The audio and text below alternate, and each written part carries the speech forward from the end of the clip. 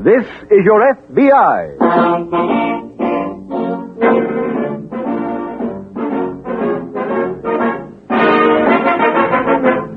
This is your F.B.I., the official broadcast from the files of the Federal Bureau of Investigation.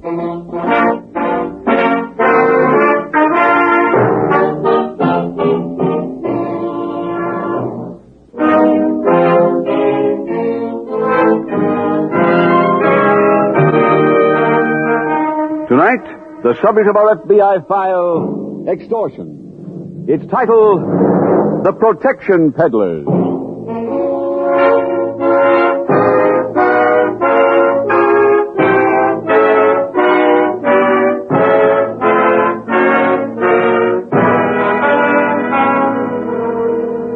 Day in and day out, year after year, FBI agents come in contact with the worst side of American life. There is always danger that these constant associations with shady and vicious characters might make a law enforcement official lose confidence in human nature in general, might make him cynical, discouraged.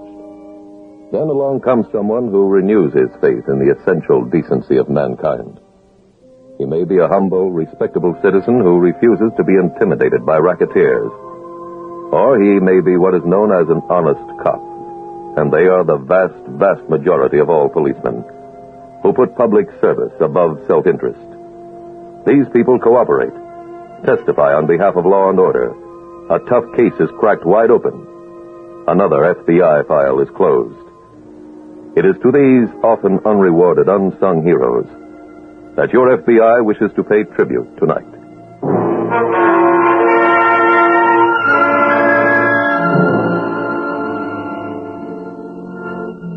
Our FBI file opens in a western city.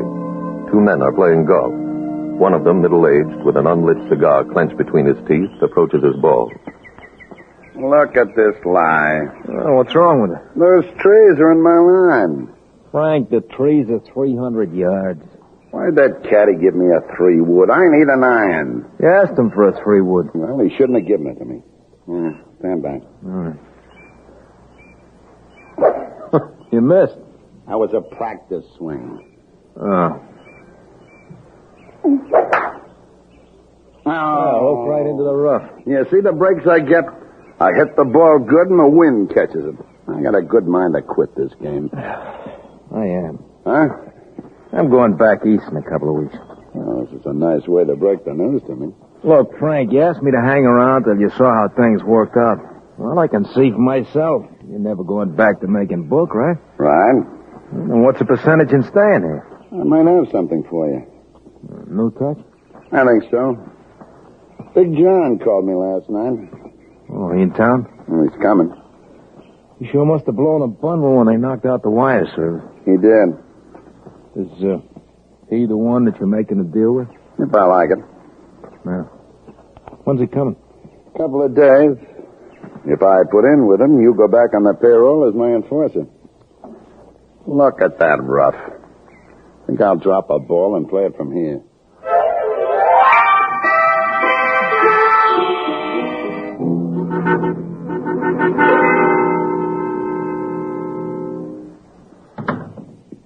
Oh, hello, Mr. Wilcox. Afternoon, Marty. Frank around? Uh-huh. In the other office. He's waiting for you. Tell me, how are things back east, huh? Fine, thanks. Oh, go ahead. Hello, Frank. Hi, John. What are you doing? Little indoor putting practice. That glass is the cut. I hope you got better control of the city council. They're in my pocket. And the police commissioner's one of our political appointees. And I think we can do business. What's the deal? You got a lot of big factories around here. Some of them have 90 or 100 armed guards. Sounds right. My idea is for us to supply the armed guards for the biggest factory in town. Well, that would be Yale Aircraft. What's the angle? The guards are paid $50 a man now. We take over and pay them the same thing, but we charge Yale Aircraft $100 a man. If they got 100 guards, we make a nice profit. That'd be 100 times 55 G's a week. With no investment. Yeah, but Mr. Wilcox, them factories are legitimate outfits. I know that. Well, why should they pay a yard for a guy when they can hire him direct for 50? He's got a point, John. No, he hasn't. You think bookmakers bought my wire service because they like me? You mean we just walk into Yale Aircraft and show them our muscle? No. We make them come to us. How? You want in? Sure. Hey, I sunk one.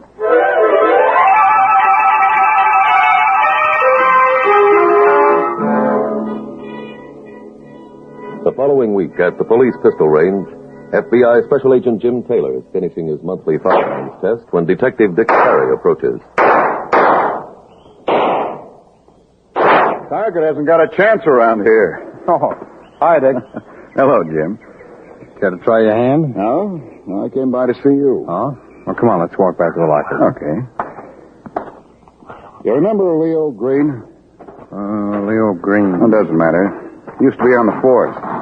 No, I don't think I ever ran into him. Well, he was one of the detectives who was purged by the commissioner last year. Oh? Must have been a good man. He was and is. I bumped into Leo last night. He's working as an armed guard out at Yale Aircraft. Go ahead. Oh, thanks.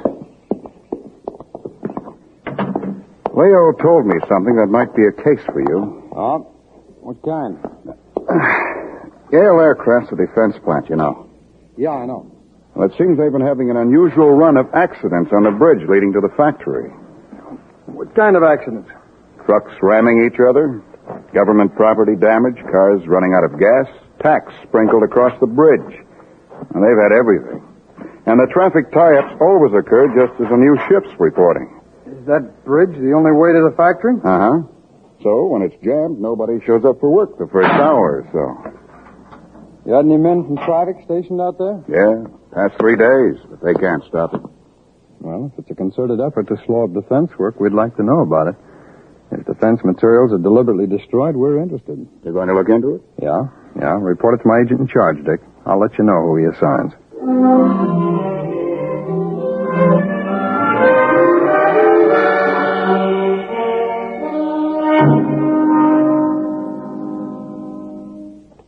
Oh, have a chair, Mr. Taylor. Thank you, Mr. Allen.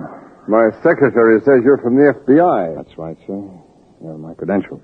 Are you sure I'm the one you want to see? Yes, sir. I'd like some information. As the head of the personnel department or as Ralph Allen? No, this is business, not personal. No.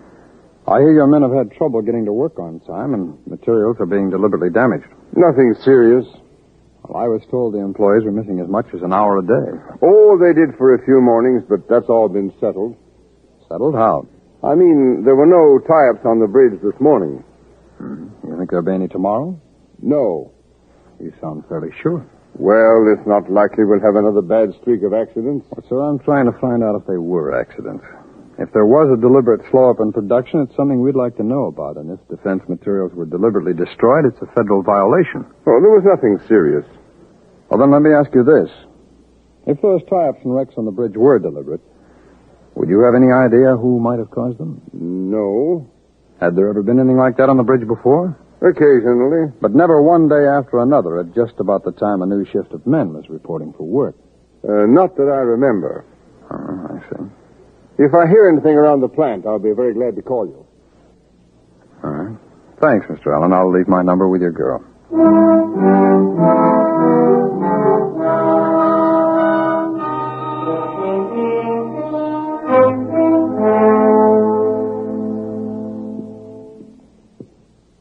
Hi, John. Oh, hello, Frank. Don't mind my using your desk for a minute. I got a few things to sign. Go ahead. You come up about anything special? Yeah. There we are. Oh, what did you say? I said, did you come up about anything special? Our first contract. Listen to this. Yale Aircraft Corporation hereby agrees to pay the Gladstone Company the sum of $10,000 each week. And Who's this Gladstone Company? Us? Huh? By the time we get our first check, we'll have a bank account in that name. Oh. Our weekly take on this contract is $5,000. The deal goes for 2 years. The only guys we cut in are the police commissioner and that personnel manager at the plant. Hi. Hello, Marty. Just been out to the plant. All the new guards report? Yeah, and one of the old ones. Guy named Leo Green. I think he wants to make trouble. You talked to him? No, he was gone when I got there. What kind of trouble do you think he's interested in? Well, I don't know, but he was around the joint all morning. Doing what? Asking the new guards a lot of questions. Who they were, where they're from, how they got the jobs, how much they were getting. Why? What's it to him? Frank, don't you get it? He got fired and he don't like it. How'll we handle him, John? Well, you can handle any beef he makes to the cops, can't you? Well, sure, but... And we got no worries. He can only beef to the cops or the personnel guy at the plant. So, either way, he winds up talking to himself. You sure the personnel guy will stay put? Frank.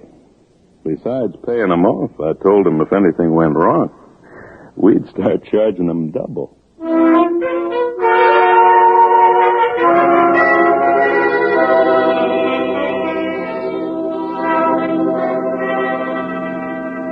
In most cases, no criminal prosecution is possible without a complaining witness, without evidence. That was true in this investigation. The name of Yale Aircraft's personnel director was checked through the files in Washington. He had no criminal record. There appeared no evidence he'd willingly cooperate with lawbreakers against his employer. No evidence until a few days later when Agent Taylor visited police headquarters. Dick, I just called in and got your message. Oh, you get anything on that Yale aircraft case? No, why? Well, I saw Leo Green this morning. Leo was fired. So was every guard out there. Wait a minute, you don't leave an aircraft factory unguarded. Oh, they've got a new set to replace the old ones. And Leo interviewed some of them. Oh. Seems every one of the new guards, at least the ones who talked to Leo, come from Crescent City. They appear to be hoodlums. What? Yeah. I requested fingerprints of a new set of guards, but the personnel manager turned me down. So I talked to a friend of mine in the auditing department. And? The new guards are being supplied by an agency. And with the same number of men, the cost to the factory is twice as much. Who's the agency? My friend didn't know. Can't find out. The records on that account are being kept personally by the head of the department. Sounds like the old-time protection racket. You know, with Yale Aircraft making planes for the armed forces under a cost-plus contract, this may constitute fraud against the government.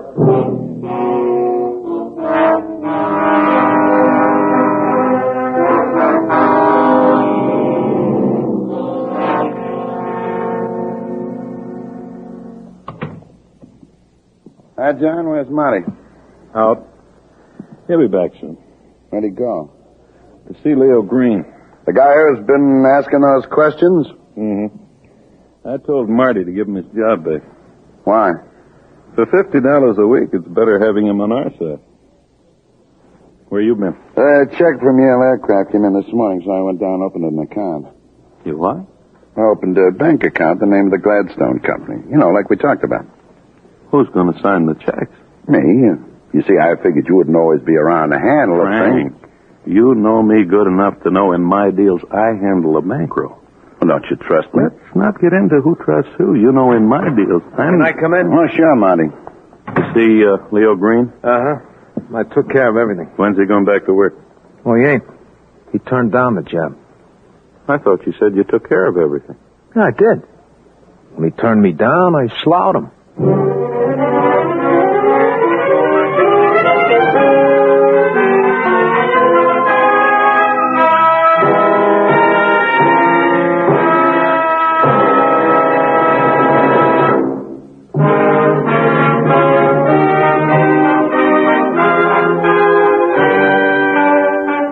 And now back to the FBI file, The Protection Peddlers.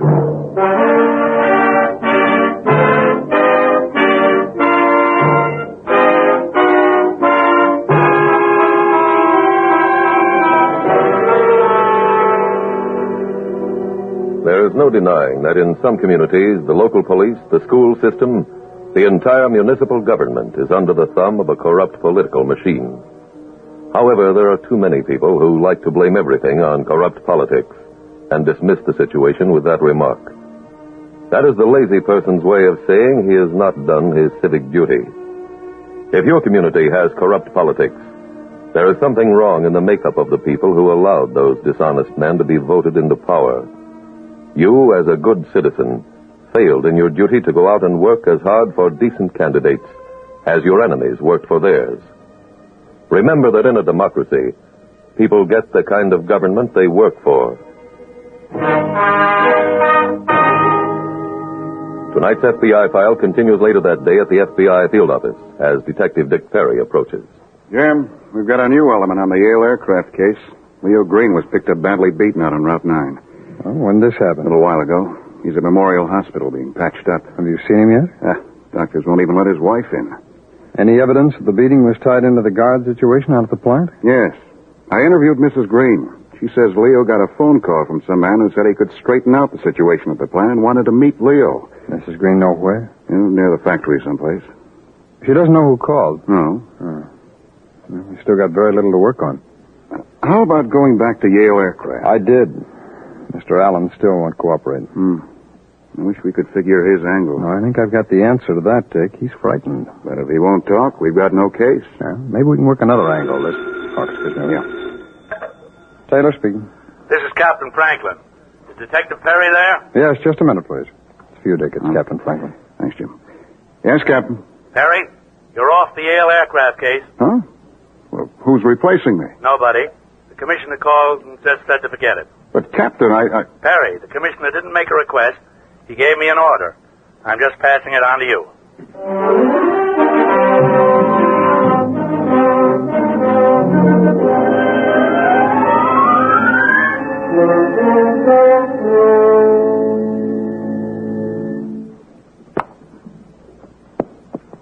Hey, what's with the 9-iron? My short chip shot's been giving me trouble.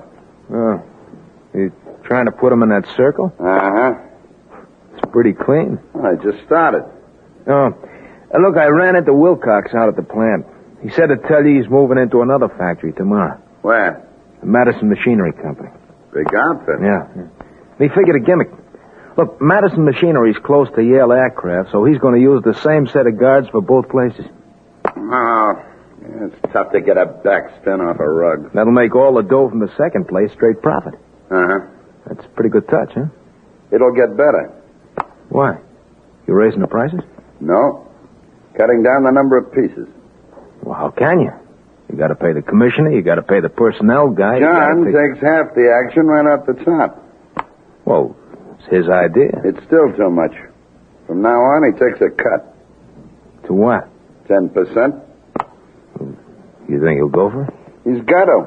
I'm supplying the protection. That's the big thing in the deal. Without the commissioner squaring things, the idea's worth nothing.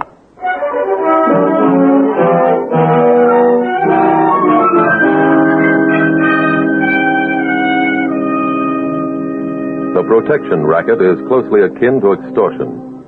Like extortion, it is almost impossible to aid the victim unless he is willing to cooperate.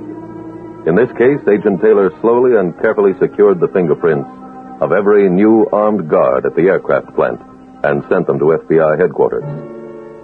The teletype report from Washington showed each man had a previous criminal record. Showed each man had been arrested in Crescent City while working for John Wilcox and his wire service syndicate. Showed circumstantially that Yale Aircraft was being victimized. Again, the personnel director at the aircraft factory was interviewed. Again, he refused to talk. Jim, can you use a black sheep? Meaning you, Dick? Yep. Seems I did a very bad thing. I went to the hospital to visit Leo Green. And? Commissioner heard about it and suspended me for disobeying orders. Oh, When he said to drop it, he apparently meant I was to forget about being a friend of Leo's. that's too bad, Dick. Yeah. Still working on the case? Yeah, not making much progress. I don't suppose it's being disloyal to the commissioner if I tell you something I got in my own time, is it? About Yale Aircraft? No.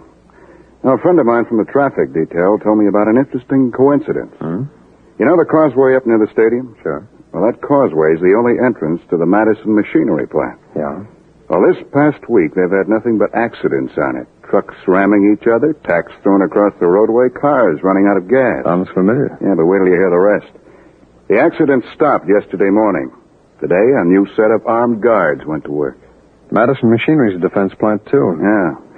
Look, I'm an out-of-work investigator, Jim, but if I can give you a hand... Thanks, Dick, but not right now. The head of personnel at Madison Machinery is a man named Harry Lee. Fine.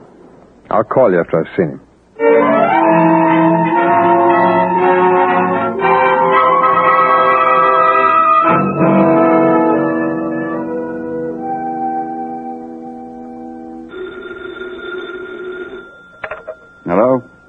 That's right. Jim Taylor. I went out to Medicine Machinery. Oh, how'd you do? Could have saved the time and effort. Oh, was the story about the new armed guards on the up and up? Yes, but that's about all I got. The rest of the interview was a repeat on the ones out at Yale Aircraft. Jim, Yale Aircraft and Madison Machinery are legitimate outfits. Why should they get themselves caught in the switches like this? You're under suspension, aren't you? Oh, yes, but... Well, somebody's got good connections. Yeah, but those hoodlums at the factory were all John Wilcox's men, and he never had any local fix. Well, maybe he met the commissioner. Could be. Jim, I called the hospital a little while ago. Leo Green's still on the critical list. Yeah, I know, Dick. I called over there, too. Looks like he's the only chance we've got left. Hey, wait a minute. Dick, we've been overlooking an angle, the bank. What bank? The ones where Yale Aircraft and Madison Machinery keep their accounts. I'll check and let you know how I make out.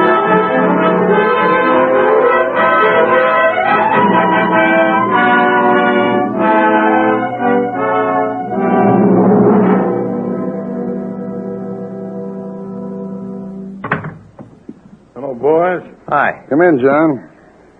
Came over to say goodbye. Where you going? Home? Everything's running smooth now. No reason for me to stick around. You know what to do, Frank. Pick up the check at Yale Aircraft on Mondays. The check at Madison Machinery on Thursdays. Uh-huh. Pay the commissioner, personnel men, take your cut, then withdraw the rest in cash each week, and I'll let you know where to send it to me. Marnie? Yeah. You go by the plants each day, see no more trouble breaks out. Okay. John, there's one thing we'd better straighten out before you go. What? You're 50%. What about it? It's too much. That was the deal we made. But after I pay everybody and give you yours, it don't leave enough for me. Well, whatever it is, it's all profit. You're not investing anything except the time it takes to deposit those checks. John, without the commissioner, the deal wouldn't work. That's why I came to you. And it's why I'm cutting your end. Now, Frank, Don't forget, the bank account is in my name. I'm the only one who can sign checks. That's almost right. What does that mean? You forget that the signature cards we signed said that in the event of your death, I signed the checks. No, you don't, buddy. Sit down. So that's your big enforcer, Frank. What can I do? You got a gun. That's right, and I'm using it. Hold it, Wilcox. Huh? Well, I'll take that gun. Let go. Who are you?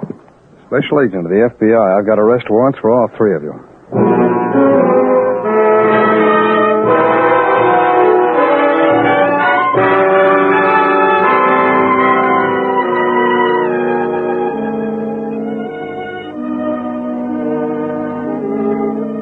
Frank Baker, Marty Mitchell, John Wilcox, and the two personnel managers, Ralph Allen and Harry Lee, were convicted in federal court for conspiracy to defraud the government.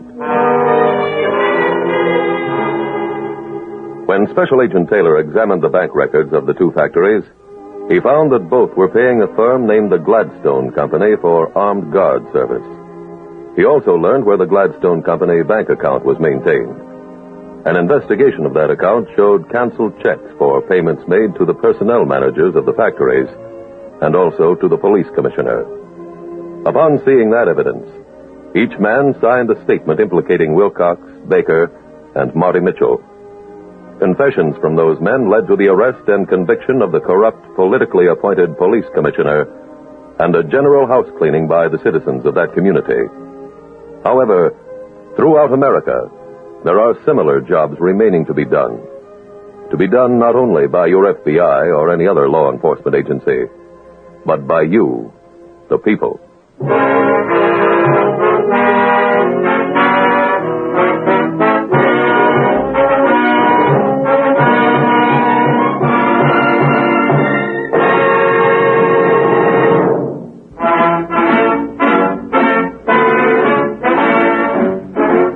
The incidents used in tonight's broadcast are adapted from the files of the Federal Bureau of Investigation.